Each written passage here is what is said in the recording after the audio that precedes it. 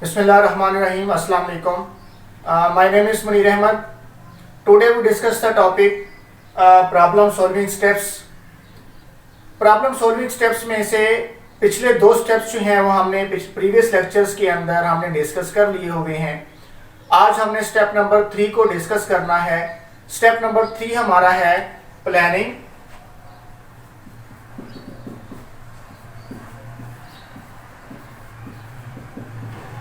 Planning a solution.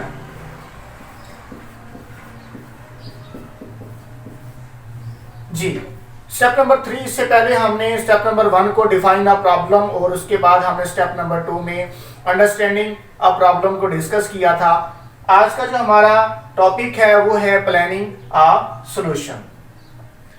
Problem solving का जो step number 3 है, तो प्लानिंग अ सॉल्यूशन में जो चीजें शामिल हैं वो कौन कौन सी हैं। फर्स्ट ऑफ ऑल, जब हम एक प्रॉब्लम को एनालाइज कर लेते हैं तो एनालाइज करने के बाद हम क्या करते हैं, एक प्लान फार्मुलेट करते हैं किसी भी प्रॉब्लम को सॉल्व करने के लिए।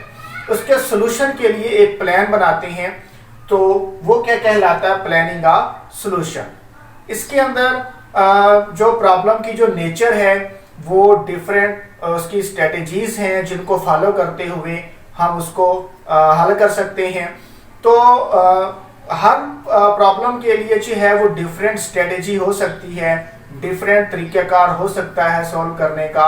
ये ज़रूरी नहीं है कि हर प्रॉब्लम को सॉल्व करने के लिए एक ही स्ट्रेटेजी को जो है वो अपनाया जाए। तो चंद स्ट्रेटेजीज हैं इसकी प्रॉब्लम सॉल्विंग किसकी प्लानिंग और सॉल्यूशन की। चंद स्ट्रेटेजीज को हम जहां पर डिस्कस करेंगे। जिस स्ट्रेटेजी नंबर 1 जो है हमारे पास, जिसको हमने डिस्कस करना है, वो है डिवाइड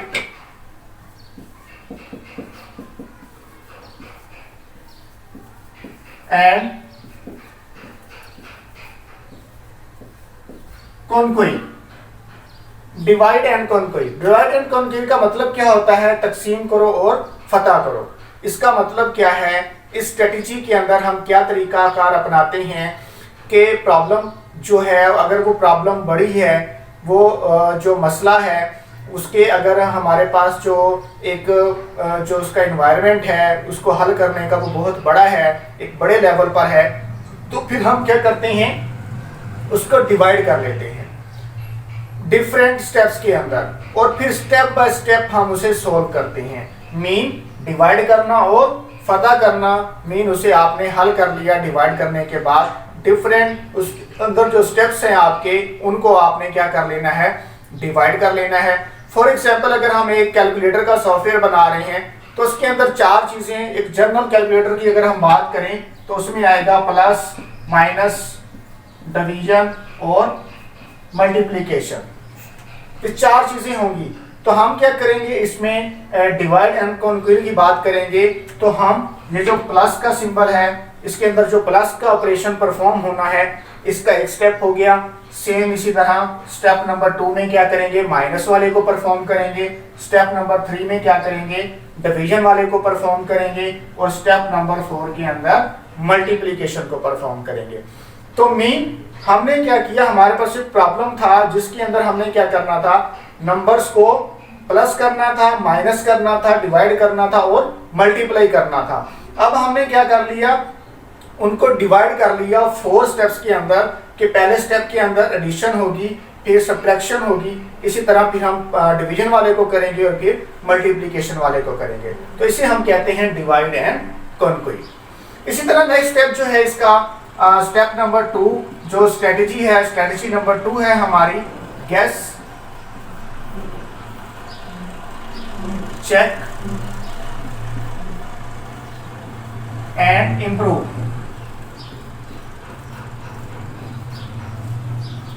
हाँ, स्ट्रेटेजी नंबर 2 में हमने क्या करना है, गेस करना है, चेक करना है और हमने क्या करना है, उसको इम्प्रूव करना है। नाम से हमें पता चल रहा है कि स्ट्रेटेजी के अंदर हम क्या करते हैं। इसमें क्या होता है कि जो डिज़ाइनर है या जो प्रोग्रामर है वो प्रीवियस एक्सपीरियंस की बिना पर, पास्ट एक्सपीरियंस की बुनियाद पर जो है वो क्या करता है, गेस करता है किसी भी प्रॉब्लम के सॉल्यूशन का। ये हमने पिछले प्रीवियस लेक्चर में भी हमने पढ़ा था, जो अंडरस्टैंडिंग और डिफाइनिंग का प्रॉब्लम था उसके अंदर भी कि गैसेस क्या होते हैं, ये पास्ट एक्सपीरियंस की बिना पर जो है वो आप अंदाज़ा लगा सकते हैं, गेस कर सकते हैं। तो किसी भी प्रॉब्लम का सोल्यूशन जो है वो पास्ट एक्सपीरियंस की बिना पर जो है वो उसको उसकी बुनियाद पर उसको गेस करता है और फिर क्या करता है, उसको चेक करता है। मेन कि जो एक्सपेक्टेशंस होती हैं उसकी एक अंदाज़ा लगाने के बाद जो उसकी तवक्कुआत होती हैं कि इसका ये आंसर आना चाहिए, तो क्या वो आंसर आ रहा है या नहीं आ रहा, ठीक है। उसकी करेक्टनेस को चेक किया जाता है और अगर उसके अंदर कोई मतलब कि कोई कमी है, उसकी एक्सपेक्टेशंस के अकॉर्डिंग जो है वो रिजल्ट नहीं आ रहा, तो वो फिर क्या करेगा, उसके अंदर क्या करेगा, वो इम्प्रूवमेंट करेगा, तो उसको इम्प्रूव कर देगा। तो सेम कि पहले वो गेस करेगा, गेस करने के बाद जो उसने उसके अंदर जो है वो उसके ऊपर अप्लाई किया आपने गैसेस को, तो फिर वो चेक करेगा उसके रिजल्ट को। अगर वो उसके मुताबिक उसके एक्सपेक्टेशंस के अकॉर्डिंग नहीं आ रहा, तो फिर वो क्या करेगा, उसके अंदर इम्प्रूवमेंट करेगा। तो ये स्ट्रेटेजी नंबर 2 है। इसी तरह स्ट्रेटेजी नंबर 3 की हम बात करते हैं। स्ट्रेटेजी नंबर 3 में act it out. Act it out में क्या होता है, इस स्ट्रेटेजी के अंदर एक प्रॉब्लम के अंदर जिन जिन टास्क को, जिन जिन कामों को परफॉर्म करना होता है, उसकी जो लिस्ट होती है उसको डिफाइन किया जाता है। टास्क की जो लिस्ट है उसको डिफाइन किया जाता है किसके अंदर, एक्ट इट आउट के अंदर। एक्ट इट मतलब उसने क्या एक्ट करना है उसके अंदर। जितने भी टास्क हैं उनकी जो लिस्ट है उसको डिफाइन किया जाता है किसके अंदर, एक्ट इट आउट के अंदर। और फिर बाद में उन टास्क को क्या किया जाता है, परफॉर्म किया जाता है। जाहिर सी बात है, प्रोग्राम के अंदर जो हम लिस्ट बनाएंगे टास्क की, उनको डिफाइन करेंगे और उसके बाद फिर हम उन टास्क को क्या करेंगे, परफॉर्म करेंगे। तो ये स्ट्रेटेजी नंबर 3 है। स्ट्रेटेजी नंबर 4 की हम बात करते हैं, प्रोटोटाइप।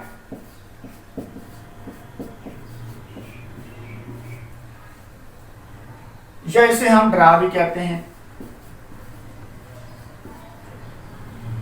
प्रोटोटाइप में क्या होता है, हम प्रॉब्लम का जो सलूशन है उसकी पिक्टोरियल रिप्रेजेंटेशन कर देते हैं।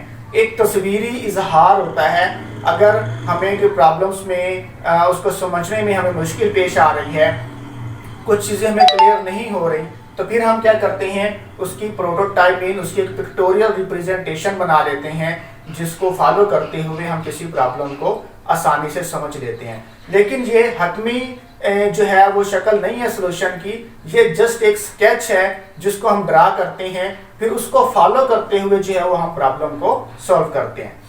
तो ये हमारे पास 4 स्ट्रेटेजी हैं जो हमारी बुक के अंदर भी जो है वो डिस्कस की गई हुई हैं, चंद स्ट्रेटेजीज किसी भी प्रॉब्लम को सॉल्व करने के लिए। तो जो हमारा टॉपिक था वो था प्लानिंग अ सॉल्यूशन, और हमने 4 स्ट्रेटेजीज को जो है वो डिस्कस किया। ये प्रॉब्लम सॉल्विंग के क्वेश्चन में से ये वाला आपका जो पार्ट है एक शॉर्ट क्वेश्चन के तौर पर आ सकता है कि define planning a solution and also writes names of some strategies. तो फिर आप इसको डिफाइन करेंगे कि इसमें क्या होता है। प्रॉब्लम को एनालाइज करने के बाद हम एक प्लान फार्मुलेट करते हैं, किसके लिए, प्रॉब्लम को सॉल्व करने के लिए। तो उसे हम क्या कहते हैं, प्लानिंग का सॉल्यूशन कहते हैं। और इसकी सम स्ट्रेटेजीज के नेम क्या होंगे, यही होंगे divide and conquer, guess check and improve और एक्ट इट आउट और प्रोटोटाइप। अगर आपका लॉन्ग क्वेश्चन आ जाता है कि describe planning a solution and also writes its some strategies in detail, तो फिर आपने इनको भी डिस्कस करना होगा जो कि हमने अभी डिस्कस किया है। सेम इसी तरह आपने डिस्कस करना होगा। आप मेरे प्रीवियस लेक्चर जो है इसके वो भी मेरे चैनल पर देख सकते हैं, और नेक्स्ट आने वाले लेक्चर भी। उसके लिए आप मेरे चैनल को सब्सक्राइब जरूर कर लें और बेल आइकन को भी क्लिक कर लें, ताकि मेरे हर आने वाले नए लेक्चर का आप तक नोटिफिकेशन जो है वो पहुंच सके और आप प्रॉपर तौर पर जो है वो अपनी स्टडी को कंटिन्यू कर सकें। अब हम चलते हैं अपने बुक की तरफ, जहां पर कुछ स्टूडेंट्स को जो है वो प्रॉब्लम होती है रीड आउट करने की, तो हम वहां से रीड आउट भी कर लेते हैं। उसमें से अगर कोई एमसीक्यूज है तो उसको अभी हम जो है वो हाईलाइट कर लेते हैं। जी व्यूअर्स, आज हम बात करेंगे प्लानिंग का सॉल्यूशन प्रॉब्लम सॉल्विंग स्टेप्स का। स्टेप नंबर 3 है इससे प्रीवियस लेक्चर में हमने अंडरस्टैंडिंग ऑफ प्रॉब्लम को डिस्कस किया था और उससे प्रीवियस में हमने डिफाइन अ प्रॉब्लम को किया था। तो हम रीड आउट करते हैं आज स्टेप नंबर 3 को, planning a solution. After analysing a problem को एनालाइज करने के बाद we formulate a plan that may lead us towards the solution of a problem. तो हम क्या करते हैं, फार्मुलेट करते हैं, बनाते हैं एक प्लान जो हमें ले जाता है किसकी तरफ, सॉल्यूशन की तरफ, किसके, एक प्रॉब्लम के। जब हम प्रॉब्लम को एनालाइज करते हैं तो उसके बाद हम एक प्लान बनाते हैं जो हमें प्रॉब्लम के सॉल्यूशन की तरफ ले जाता है। This phase includes finding the right strategy for problem solving. इस फेज में ये शामिल होता है कि राइट स्ट्रेटेजी को फाइंड करना, किसके लिए, प्रॉब्लम सॉल्विंग के लिए, प्रॉब्लम को सॉल्व करने के लिए। हमने पहले भी डिस्कस किया था बोर्ड के ऊपर कि हम प्रॉब्लम की नेचर पर डिपेंड करते हुए किसी भी स्ट्रेटेजी को जो है, राइट स्ट्रेटेजी को जो है वो फाइंड करते हैं। Some of the strategies are, चंद स्ट्रेटेजीज जो हैं वो कौन कौन सी हैं। नंबर 1 है डिवाइड एंड कॉन्क्वायर, तकसीम करो और फतह करो। This strategy divides a complex problem into smaller problems. ये जो स्ट्रेटेजी है ये डिवाइड करती है किसको, एक पेचीदा प्रॉब्लम को किसके अंदर, छोटे छोटे प्रॉब्लम्स के अंदर। हमने पहले भी डिस्कस किया था कि एक बड़ा प्रोग्राम होता है उसको हम छोटे छोटे हिस्सों में डिवाइड कर लेते हैं, फिर हर हिस्से को अलग अलग से सॉल्व करते हैं। उसे हम कहते हैं डिवाइड एंड कॉन्क्वेयर, मीन तकसीम करो और फतह करो। गैस चेक एंड इम्प्रूव, अंदाजा लगाना, चेक करना और उसे बेहतर करना। The designer guesses a solution to a problem according to expectation, to a problem and then checks the correctness of the solution. Designer जो है वो गेस करता है एक सॉल्यूशन किसका, प्रॉब्लम का, और फिर चेक करता है उस सॉल्यूशन की करेक्टनेस को कि हाँ भाई वो जो है उसकी जो आंसर है, जो आउटपुट है, उसकी जो इंफॉर्मेशन है वो ठीक जो है वो मिल रही है या नहीं मिल रही। उसके बाद if the solution is not according to expectation, अगर उसका सॉल्यूशन जो है वो एक्सपेक्टेशन के अकॉर्डिंग ना आ रहा हो, एक्सपेक्टेशन मीन तवक्कुआत, उसकी तवक्को के मुताबिक ना आ रहा हो, तो then he she refines the solution, तो फिर वो क्या करता है, सॉल्यूशन को क्या करता है, रिफाइन करता है। The refinement is an iterative process. Refinement जो है ये एक आइटरेटिव प्रोसेस है। आइटरेटिव मीन रिपीट करना, बार बार दोहराना। मीन कि अगर हमें आउटपुट ठीक नहीं मिल रही तो हम क्या करते हैं, उसमें चेंजिंग करेंगे, उसे इंप्रूव करेंगे और फिर उसे चेक करेंगे, फिर इंप्रूव करेंगे, फिर चेक करेंगे। तो ये बार बार रिपीट होने वाला प्रोसेस है, तो इसीलिए refinement is an iterative process है। Act it out, act it out में क्या होता है, in this strategy the designer defines the list of to do task. इस स्ट्रेटेजी के अंदर डिजाइनर जो है वो डिफाइन करता है एक लिस्ट जिन कामों को करना होता है, ठीक है। Afterwards he she performs the task, उसके बाद जो है उन टास्क को परफॉर्म करता है। मेन पहले जो काम परफॉर्म किए जाने होते हैं उनकी लिस्ट को डिफाइन किया जाता है एक्ट इट आउट के अंदर, और फिर बाद में उन्हें परफॉर्म किया जाता है। प्रोटोटाइप या फिर जिसे हम ड्रा भी कहते हैं, this technique draws a pictorial representation of the solution. ये जो टेक्निक है ये ड्रा करती है एक तस्वीरी इजहार किसका, सॉल्यूशन का। फ्लो चार्ट टाइप, जिस तरह हम उसमें एक तस्वीरी इजहार है फ्लो चार्ट टाइप, इसी तरह एक पिक्चर की फॉर्म में, एक फ्लो चार्ट की फॉर्म के अंदर जो है वो ड्रा कर दिया जाता है प्रोग्राम के सॉल्यूशन को। It is not the final solution, ये फाइनल सॉल्यूशन नहीं होता, मीन इसको बनाने के बाद फिर प्रोग्राम को डिजाइन किया जाता है। However, it may help a designer to understand the important components of the solution। ये मदद करता है एक डिजाइनर की कि वो समझ सके जो अहम हिस्से हैं किसके, सॉल्यूशन के। The selection of a strategy depends upon the problem. Strategy को सिलेक्ट करना जो है ये डिपेंड करता है किसके ऊपर, प्रॉब्लम के ऊपर। मीन जो हमने अभी ऊपर स्ट्रेटेजीज को डिस्कस किया है उनमें से हमने कौन सी स्ट्रेटेजी को चूज करना है, ये किस पे डिपेंड करता है, प्रॉब्लम पर डिपेंड करता है, प्रॉब्लम की नेचर पर डिपेंड करता है। It is quite important that one strategy may be more suitable to implement a solution than the other one। कहते हैं कि ये बात इंपॉर्टेंट है कि हो सकता है कि एक स्ट्रेटेजी जो है वो सूटेबल हो, मुनासिब हो किसी भी सॉल्यूशन को इम्प्लीमेंट करने के लिए बजाय किसी दूसरी स्ट्रेटेजी के। Very specially the selection of the strategy depends upon the nature of a problem.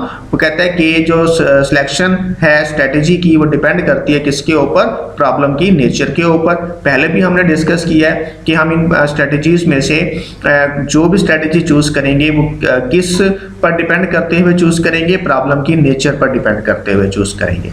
तो यहाँ तक ये हमारा टॉपिक कंप्लीट हुआ। ये आपका शॉर्ट क्वेश्चन में भी आ सकता है और लॉन्ग में भी आ सकता है।